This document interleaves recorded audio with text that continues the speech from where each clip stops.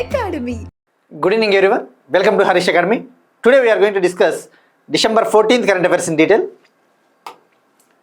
ఇవాళ మన first topic UNESCO 21st సెషన్కి సంబంధించి మనం ప్రీవియస్ క్లాస్లో డిస్కస్ చేసుకున్నాం కదా.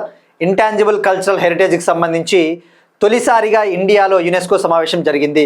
ఫర్ ద ఫస్ట్ టైం ఇండియాలో UNESCO 20th session meeting, intangible cultural హెరిటేజ్కి సంబంధించిన మీటింగ్ న్యూఢిల్లీలోని రెడ్ ఫోర్ట్లో December 8th నుంచి December 13th వరకు జరిగిందని చెప్పేసి తెలుసుకున్నాం.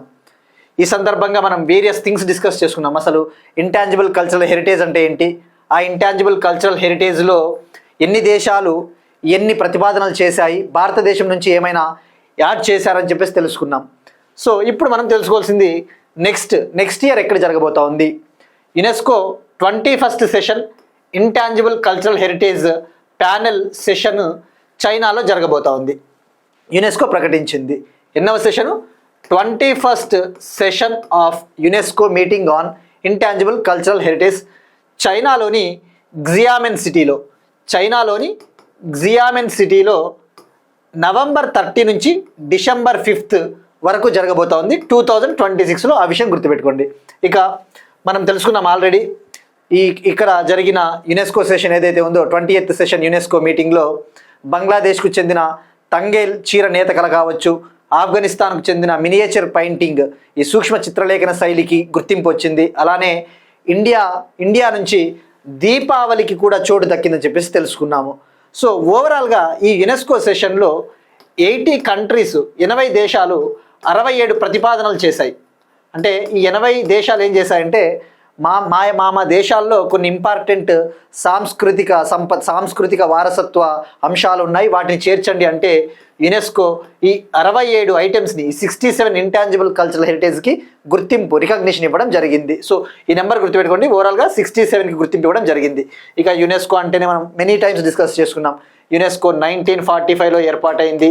దీని హెడ్ క్వార్టర్స్ ప్యారిస్, ఫ్రాన్స్. దీనికి డైరెక్టర్ జనరల్గా ఈజిప్ట్కి చెందిన ఖలీద్ ఎల్ ఎననీ ఉన్నారని చెప్పేసి డీటెయిల్గా తెలుసుకున్నాం. So this is about UNESCO 21st session meeting ఎక్కడ, చైనాలోని జియామెన్ సిటీలో నవంబర్ 30 నుంచి December 5th 2026లో జరగబోతా ఉంది. నెక్స్ట్ వన్, ఇంటర్నేషనల్ రిలేషన్ సంబంధించి ఇండియా స్వీడన్ ఇండస్ట్రియల్ కోఆపరేషన్. భారతదేశము మరియు స్వీడను ఈ యొక్క ఇండస్ట్రీల సహకారానికి సంబంధించి 7 గ్రీన్ టెక్ ప్రాజెక్ట్స్ని లాంచ్ చేశాయి. 7 గ్రీన్ టెక్నాలజీ ప్రాజెక్టులను లాంచ్ చేయడం జరిగింది.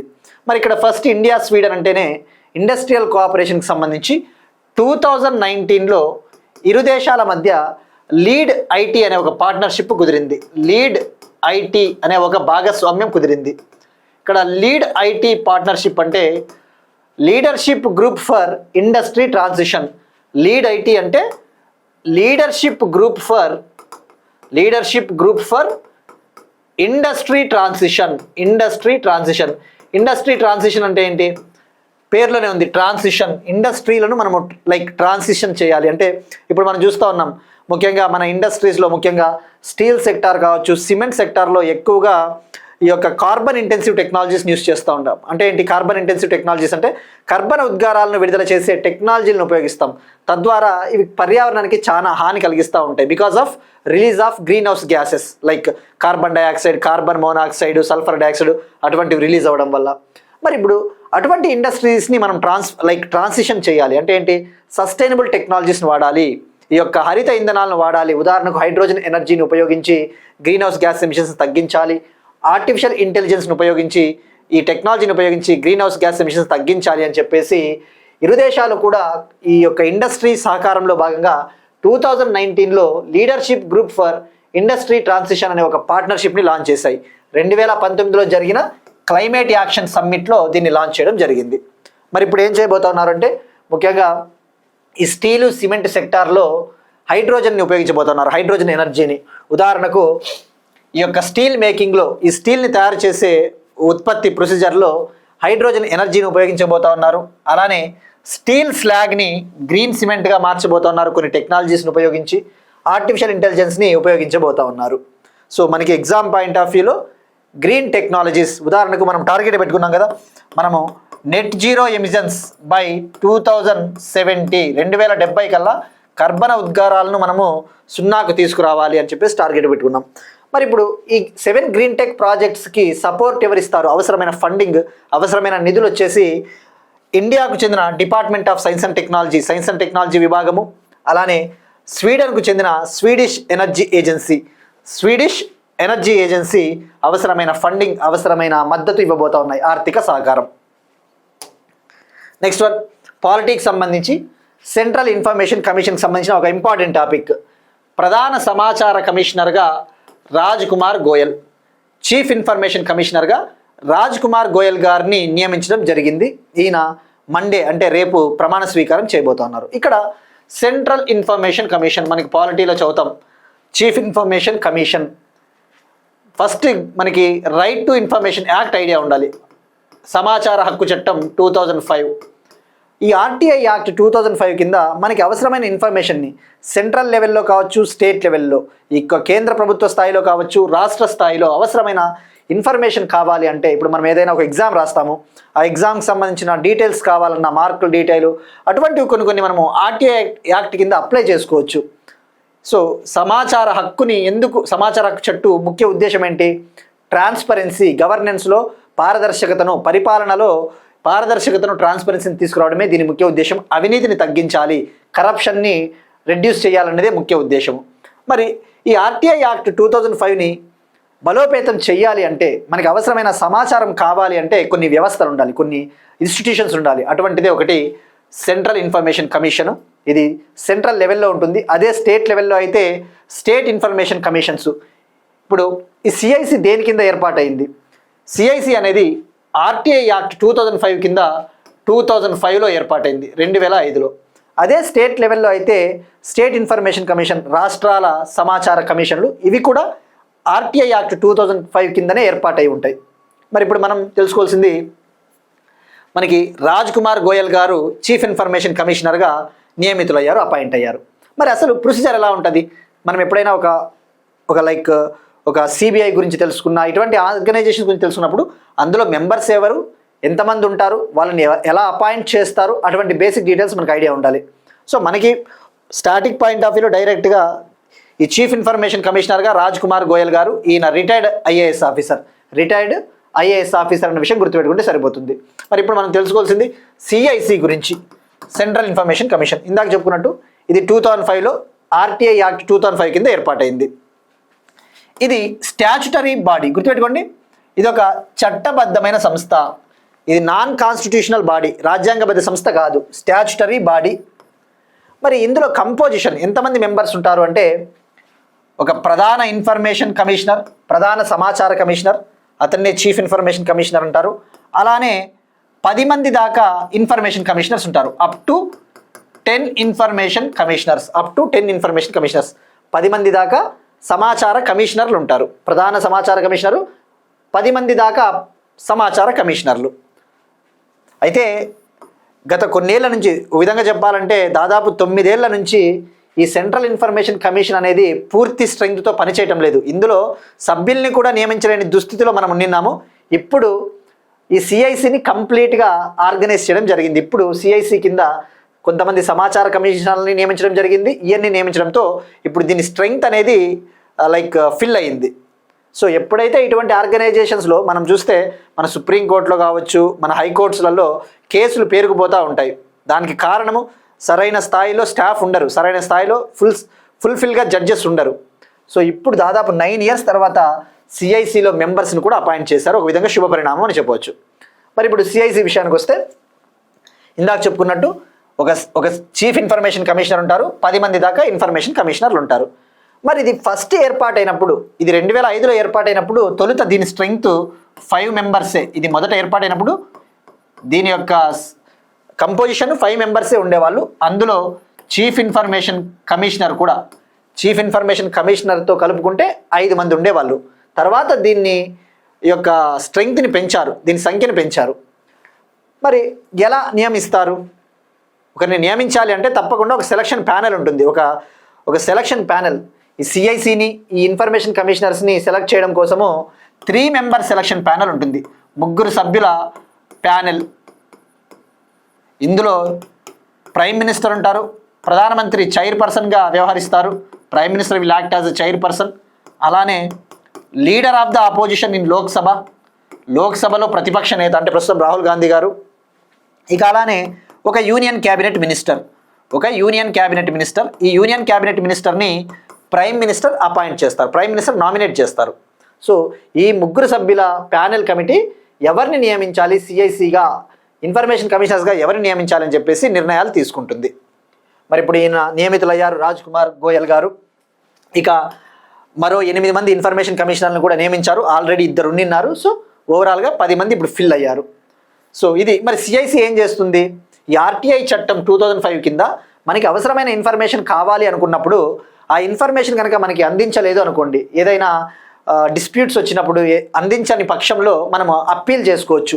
సిఐసి లేదంటే స్టేట్ ఇన్ఫర్మేషన్ కమిషన్లో అప్పీల్ చేసుకున్నప్పుడు మనకి అవసరమైన సమాచారాన్ని అందించడానికి సాధ్యపడుతుంది. సో ఇది సిఐసికి సంబంధించిన ఇన్ఫర్మేషన్.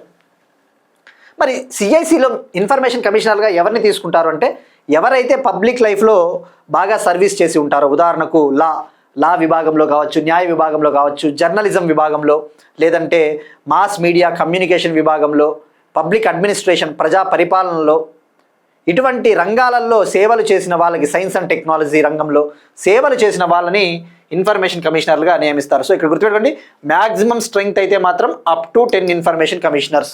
ఇది మనకి చాలా ఇంపార్టెంట్. నెక్స్ట్ వన్, ఆసియాలోనే అతి పొడవైన స్కై డ్రాగ్ లిఫ్ట్. ఆసియాలోనే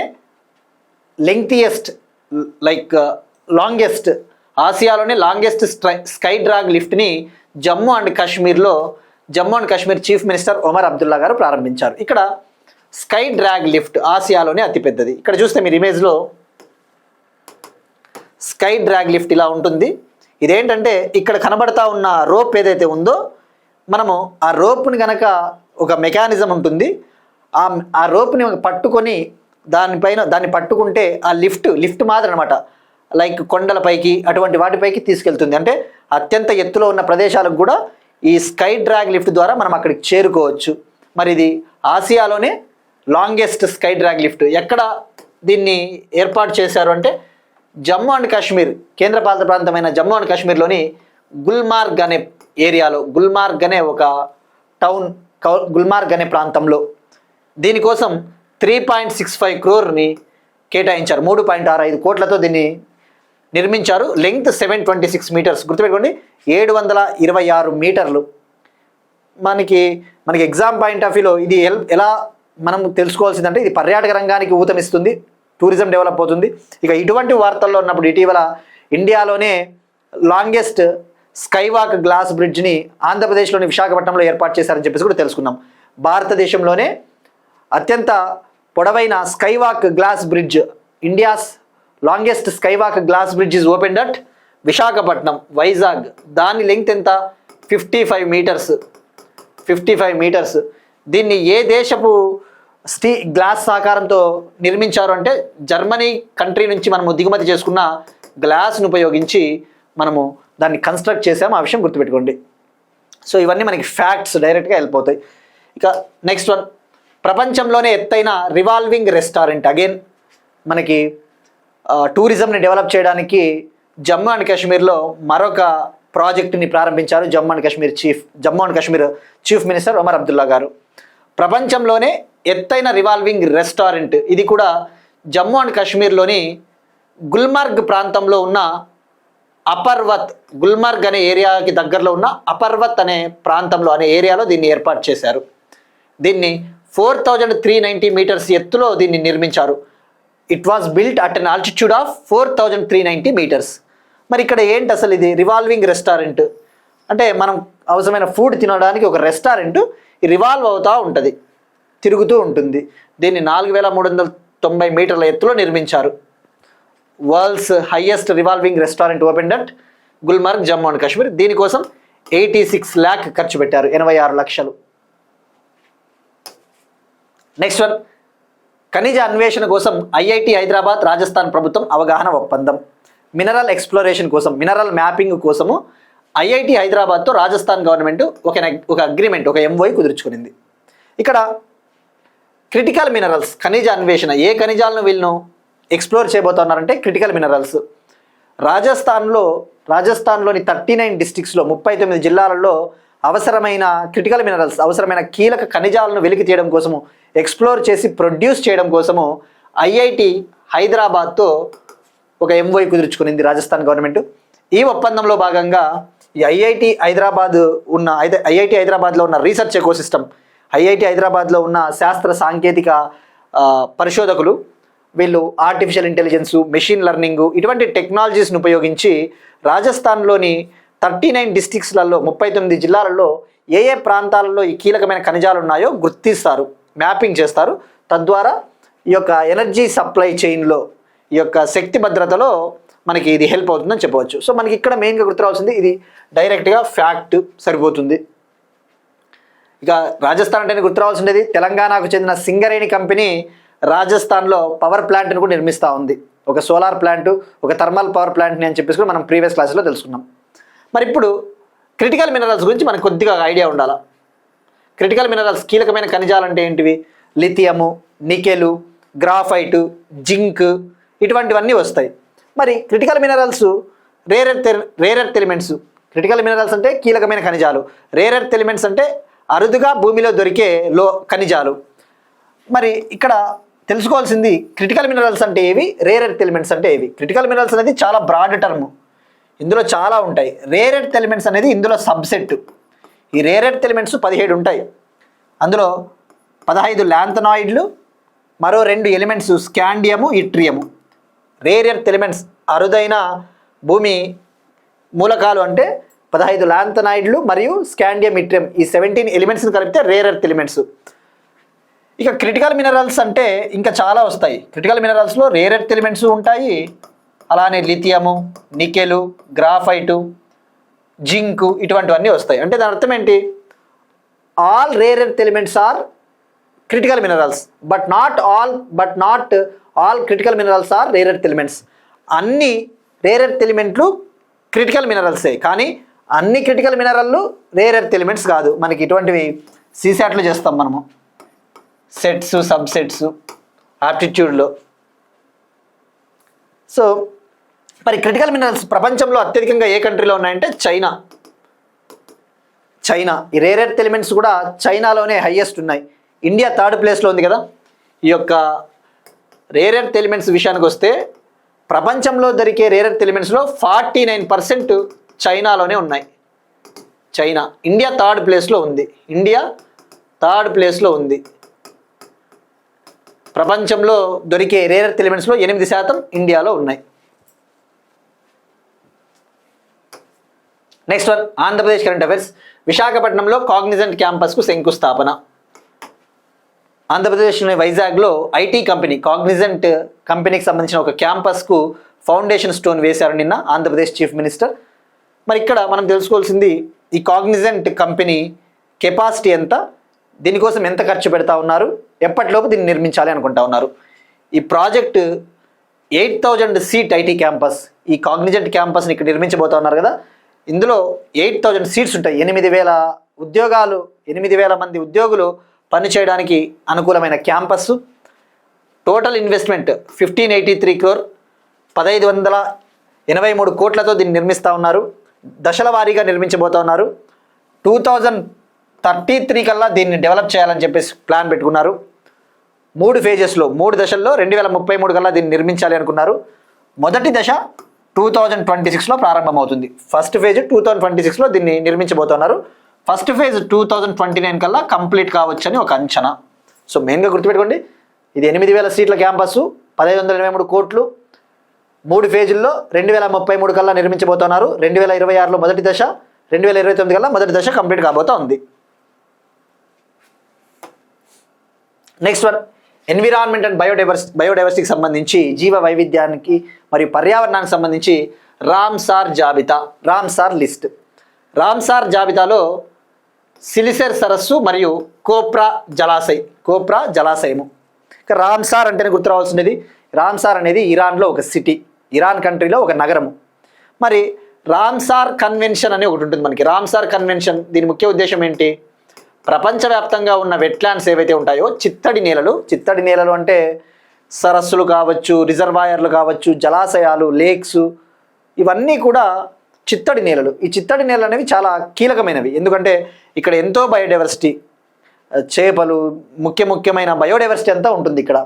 సో ఈ రామ్సార్ కన్వెన్షన్ అనేది 1971లో ఇరాన్లో తీసుకొని వచ్చారు. ఇరాన్లో దీన్ని అడాప్ట్ చేసుకున్నారు.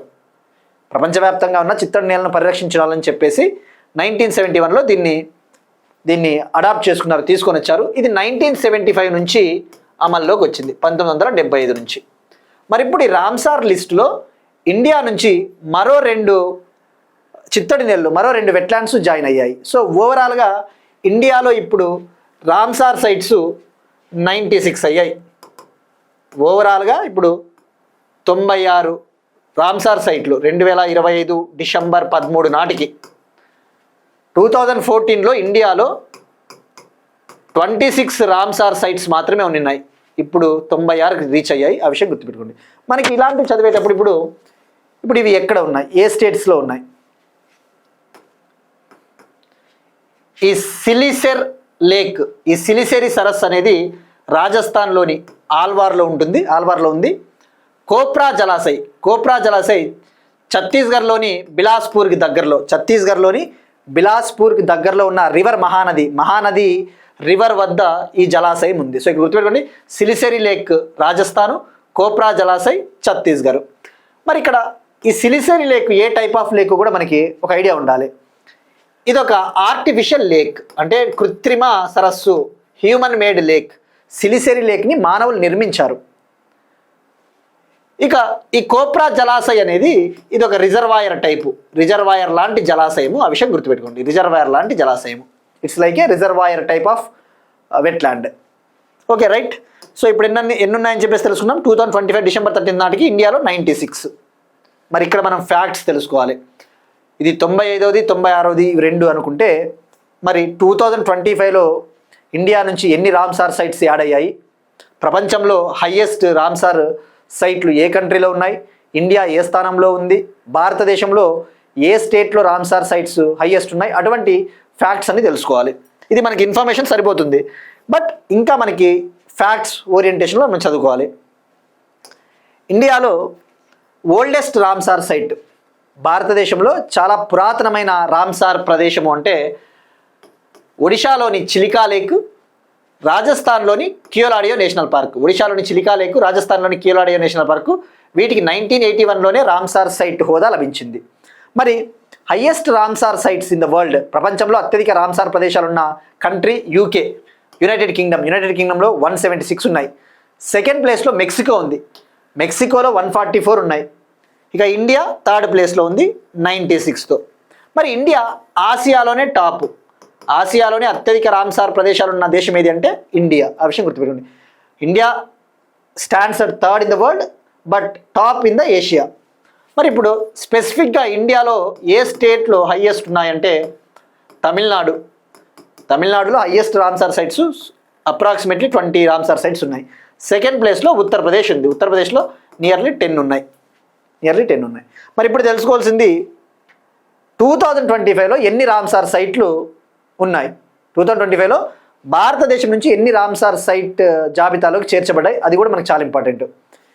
ఇప్పుడు ఈ రెండింటితో కలుపుకొని, ఈ సిలిసెరి సరస్సు, కోప్రా జలాశయతో కలుపుకొని 2025లో భారతదేశం నుంచి 11 చిత్తడి నేలలు ఈ జాబితాలో చోటు దక్కించుకున్నాయి. ఆ విషయం గుర్తుపెట్టుకోండి.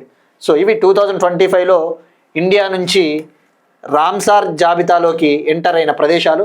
ఒకటి తమిళనాడులోని సక్కరకొట్టై బర్డ్ శాంక్చురీ, అలానే అదే తమిళనాడులోని తీర్థంగల్ బర్డ్ శాంక్చురీ, సిక్కింలోని కిచియోపల్రి వెట్లాండ్, ఉద్వా లేక్ జార్ఖండ్, రాజస్థాన్లోని కిచన్ పలోడి మనం డిస్కస్ చేసుకున్నాం ఇవి. అలానే రాజస్థాన్లోని మేనార్ వెట్లాండ్, బీహార్లో గోకుల్ జలాశయ్, అలానే బీహార్లోని ఉదయ్పూర్ జీల్ వెట్లాండ్, చివరగా 94th సైట్ మనం డిస్కస్ చేసుకున్నాం బీహార్లోని గోగాబిల్ లేకు. ఇప్పుడు ఇవి 2 95 96. ఇక ఇంటర్నేషనల్ వరల్డ్ వెట్లాండ్స్ డే ఎప్పుడో కూడా తెలుసుకోవాలి. రామ్సార్ కన్వెన్షన్ని ఫిబ్రవరి 2 1971 అడాప్ట్ చేసుకున్నాం కాబట్టి ప్రపంచ చిత్తడి నేల దినోత్సవం వరల్డ్ వెట్లాండ్స్ డే మనం ప్రతి సంవత్సరం కూడా February 2 జరుపుకుంటాం. మరి ఈ సంవత్సరం థీమ్ వచ్చేసి 2025కి ఈ యొక్క థీమ్ వచ్చేసి protecting wetlands for our common future. Protecting wetlands for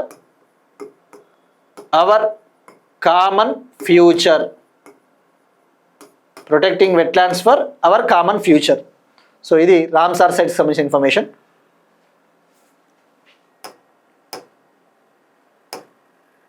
next one again biodiversity సంబంధించి మేఘాలయలో 2 కొత్త జంపింగ్ స్పైడర్ జాతులను కనుగొన్న zoological survey of India. Zoological survey of India ఇది హెడ్ క్వార్టర్స్ కోల్కతా వెస్ట్ బెంగాల్లో ఉంటుంది. 1916లో ఏర్పాటైంది. జూలాజికల్ సర్వే ఆఫ్ ఇండియా 1916లో ఏర్పాటైంది. దీని ముఖ్య ఉద్దేశము, దీని మెయిన్ ఆబ్జెక్టివ్ ఇండియాలో ఉన్న ఈ యొక్క యానిమల్స్, జంతువులు కావచ్చు, కీటకాలు, ఇటువంటి వాటిపైన పరిశోధనలు జరిపి ఎక్కడ ఎన్ని ఉన్నాయో డిస్కవర్ చేస్తూ ఉంటుంది. అదే ఇండియాలో ఉన్న ప్లాంట్ స్పీషీస్, మొక్కల జాతుల్ని డిస్కవర్ చేసే బాధ్యత botanical survey of India. Botanical survey of India head quarters కూడా కోల్కతా. మరి ఇప్పుడు మేఘాలయలో 2 న్యూ జంపింగ్ స్పైడర్ స్పీషీస్ని కనుగొనింది. మనకి ఆ పేర్లు తెలుసుకుంటే సరిపోతుంది. ఒకటి వచ్చేసి అసిమోనియా డెంటిస్ అనే ఒక స్పైడర్ జాతి, మరొకటి కొలిటస్ నోంగ్వార్ అనే ఒక స్పైడర్ జాతి. సో మనకి ఈ పేర్లు గుర్తుపెట్టుకోండి. మరి ఎందుకు ఇక్కడ ఎక్కువగా మీరు అబ్జర్వ్ చేస్తే ఈ నార్త్ ఈస్ట్ ప్రాంతంలో ఎక్కువగా ఈ బయోడైవర్సిటీ ఉండడానికి కారణము ఇది ఇండో బర్మా బయోడైవర్సిటీ ప్రాంతంలో లొకేట్ అయి ఉంటుంది. మనకి బయోడైవర్సిటీ హాట్స్పాట్స్ ఉంటాయి కదా, ఈ బయోడైవర్సిటీ హాట్స్పాట్స్లో ఒకటి భారతదేశంలో ఉన్నది, ఒకటి ఉన్న వాటిలో ఒకటి, ఇంకోటి ఏంటంటే Indo Burma biodiversity hotspot. So ఇక్కడ ఎక్కువగా కనబడుతూ ఉంటాయి. ఉదాహరణకు అరుణాచల్ ప్రదేశ్ అటువంటివి. ఇక అటువంటిదే ఇటీవల అరుణాచల్ ప్రదేశ్లో కూడా ఒక 6 కొత్త బటర్ఫ్లై జాతులను కూడా కనుగొన్నారు. భారతదేశంలో తొలిసారిగా 6 కొత్త సీతాకోకచిలుకల జాతులు నమోదు. అరుణాచల్ ప్రదేశ్లో రీసెంట్గా ఇండియాలోనే ఫస్ట్ టైం 6 న్యూ బటర్ఫ్లై స్పీషీస్ని కనుగొన్నారు. అందులో ముఖ్యమైనవి మనం తెలుసుకుంటే సరిపోతుంది. అరుణాచల్ ప్రదేశ్లోని అప్పర్ సిమాంగ్ ఫారెస్ట్ ప్రాంతంలో ఈ 6 కొత్త సీతాకోకచిలుక జాతుల్ని కనుగొన్నారు. అందులో ముఖ్యమైనవి వాటి పేర్లు తెలుసుకుంటే సరిపోతుంది. లిటిస్ ఒనిక్స్ అనే ఒక జాతి, టిబెటన్ జంగిల్ క్వీన్ అనే ఒక జాతి, టిబెటన్ డ్యూక్ అనే ఒక జాతి. మనకి ఇవి సైంటిఫిక్ నేమ్స్, శాస్త్రీయ నామాలు. మనకి శాస్త్రీయ నామాలు అంత అవసరం లేదు, కానీ ఈ 3 ముఖ్యమైన జాతులు ఈ 6 అని గుర్తుపెట్టుకుంటే సరిపోతుంది. ఇక్కడ ఇంగ్లీష్లో ఉంది మ్యాటర్, కావాలంటే మీరు రాసుకోవచ్చు. ఇదే ఇన్ఫర్మేషన్ తెలుగులో ఇవ్వడం జరిగింది. మరి ఇంతకుముందు ఇప్పుడు కనుగొన్న 6 కొత్త సీతాకోకచిలుక జాతులు ఏవైతే ఉన్నాయో ఇవి ఎక్కువగా Laos country, Vietnam country, south eastern Tibet కంట్రీలో మాత్రమే కనబడేవి. ఫస్ట్ టైం ఇండియాలో ఈ 6 కొత్త సీతాకోకచిలుక జాతుల్ని కనుగొన్నారు. ఎవరు కనుగొన్నారు అంటే Ashoka trust for research in ecology and the environment. Ashoka trust for research in ecology and the environment. Next one, Andaman Nicobar దీవులలో విడి సావర్కర్ విగ్రహాన్ని ఆవిష్కరించిన ఆర్ఎస్ఎస్ చీఫ్ భగవత్, హోంమంత్రి Amit Shah, union home minister Amit Shah, అలానే రాష్ట్రీయ స్వయం సేవక్ సంఘ్ చీఫ్ మోహన్ భగవత్ విడి సావర్కర్ గారి స్టాచ్యూని, విగ్రహాన్ని పోర్ట్ బ్లెయిర్లో లాంచ్ చేశారు, ప్రారంభించారు, అన్వీల్ చేశారు, ఆవిష్కరించారు.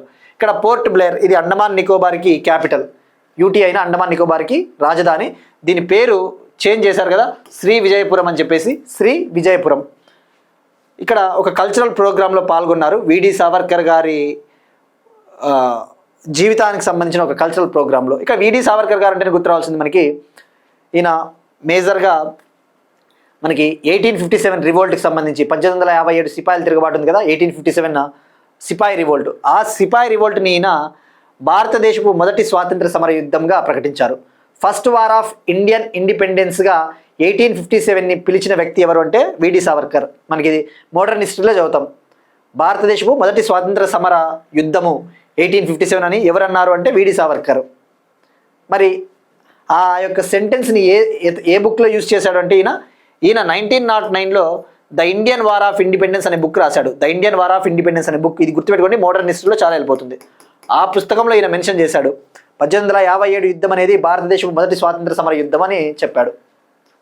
అలానే ఆ బుక్లో ఆయన ఒక పోయం రాశాడు మరాఠీలో. ఈయన మహారాష్ట్ర ప్రాంతానికి చెందినవారు. మరాఠీలో సాగర్ ప్రాణ్ తలమలల అనే ఒక జాతీయ ఉద్యమానికి సంబంధించిన దేశభక్తి పోయం రాశాడు. ఆ పోయం రాసి కూడా 115 ఇయర్స్ అయింది. 115 ఏళ్ళు అయిన సందర్భంగా ఒక కల్చరల్ ప్రోగ్రామ్ నిర్వహించారు. సో ఈ బుక్ పేరు గుర్తుపెట్టుకోండి, విడి సావర్కర్, మహారాష్ట్ర ప్రాంతానికి చెందినవారు. నెక్స్ట్ వన్, భారత ఒలింపిక్ సంఘం మరియు ఇటాలియన్ జాతీయ ఒలింపిక్ కమిటీ మధ్య అవగాహన ఒప్పందం. స్పోర్ట్స్కి సంబంధించి స్పోర్ట్స్ని డెవలప్ చేయాలి, ఈ యొక్క స్పోర్ట్స్ ఇన్ఫ్రాస్ట్రక్చర్, క్రీడా మౌలిక వసతులను అభివృద్ధి చేయాలి అని చెప్పేసి ఇండియన్ ఒలింపిక్ అసోసియేషన్, భారత ఒలింపిక్ సంఘము మరియు ఇటాలియన్ జాతీయ ఒలింపిక్ కమిటీ మధ్య ఒక ఎంఓయు కుదిరింది. ఒక ఎంఓయు. మరి ఇక్కడ ఆ ఇటలీకి చెందిన జాతీయ ఒలింపిక్ కమిటీ పేరు వచ్చేసి ఇటలీ లాంగ్వేజ్లో కోని అని ఉంటుంది, CONY, బట్ మనకు అది అవసరం లేదు. Italian national Olympic committee and Indian Olympic association. Indian Olympic అసోసియేషన్కి ప్రెసిడెంట్గా PT ఉషా గారు ఉన్నారు. ఈమె Indian great runner, great athlete PT Usha.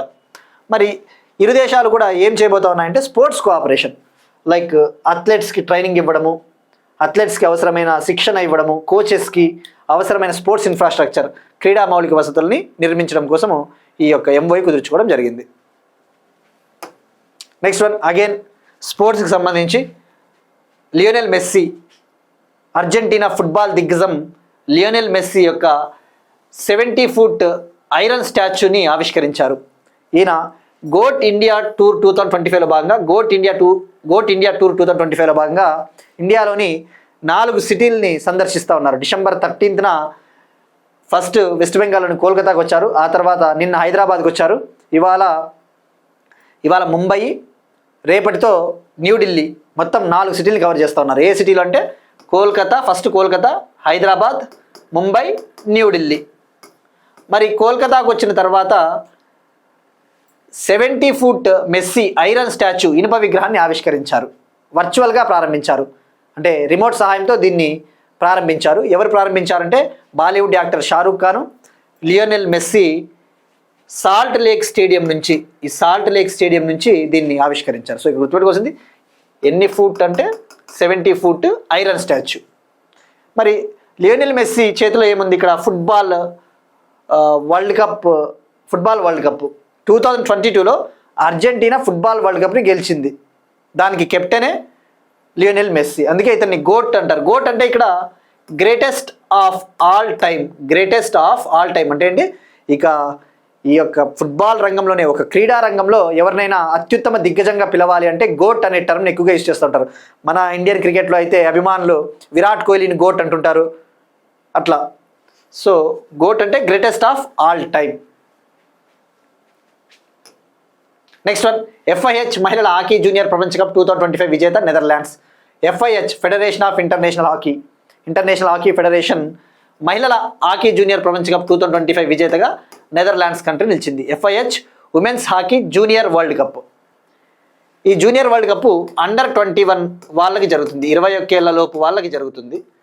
ఈ సంవత్సరం శాంటియాగో సిటీలో జరిగింది, చిలీ కంట్రీలోని శాంటియాగో సిటీలో జరిగింది.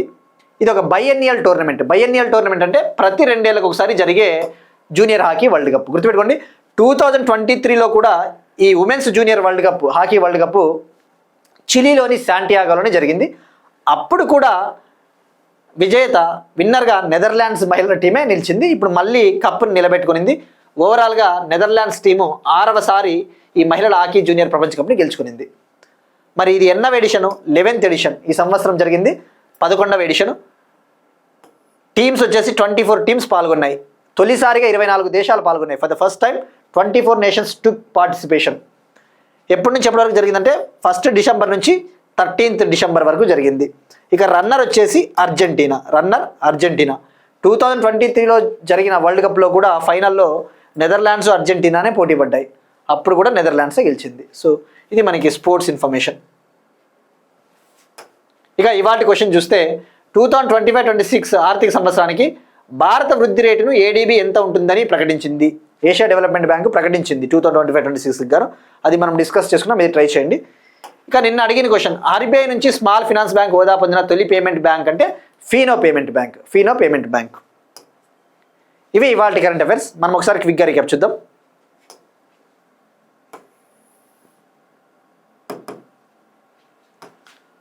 యునెస్కో 21వ session intangible cultural heritage panel సెషన్కు ఆతిథ్యం ఇవ్వనున్న China 2026. India Sweden 7 green tech projects. ప్రధాన సమాచార కమిషనర్గా రాజ్ కుమార్ గోయల్. ఆసియాలోనే అతి పొడవైన sky drag lift Gulmarg Jammu and Kashmir. ప్రపంచంలోనే ఎత్తైన revolving restaurant Gulmarg Jammu and Kashmir. ఖనిజ అన్వేషణ కోసం ఐఐటి హైదరాబాద్ రాజస్థాన్ ప్రభుత్వం అవగాహన ఒప్పందం. విశాఖపట్నంలో కాగ్నిజెంట్ క్యాంపస్కు శంకుస్థాపన. రామ్సర్ జాబితాలో సిలిసెర్ సరస్సు మరియు కోప్రా జలాశయ్. మేఘాలయలో 2 కొత్త జంపింగ్ స్పైడర్ జాతులను కనుగొన్న జూలాజికల్ సర్వే ఆఫ్ ఇండియా. భారతదేశంలో తొలిసారిగా 6 కొత్త సీతాకోకచిలుక జాతులు నమోదు అరుణాచల్ ప్రదేశ్. అండమాన్ నికోబార్ దీవులలో విడి సావర్కర్ విగ్రహ ఆవిష్కరణ. భారత ఒలింపిక్ సంఘం మరియు ఇటాలియన్ జాతీయ ఒలింపిక్ కమిటీ మధ్య ఎంఓయు. 70 అడుగుల Messi iron statue Kolkata. FIH మహిళల హాకీ జూనియర్ ప్రపంచ కప్ 2025 విన్నర్ నెదర్లాండ్స్. ఇవాళ క్వశ్చన్ కామెంట్ సెక్షన్లో ట్రై చేయండి.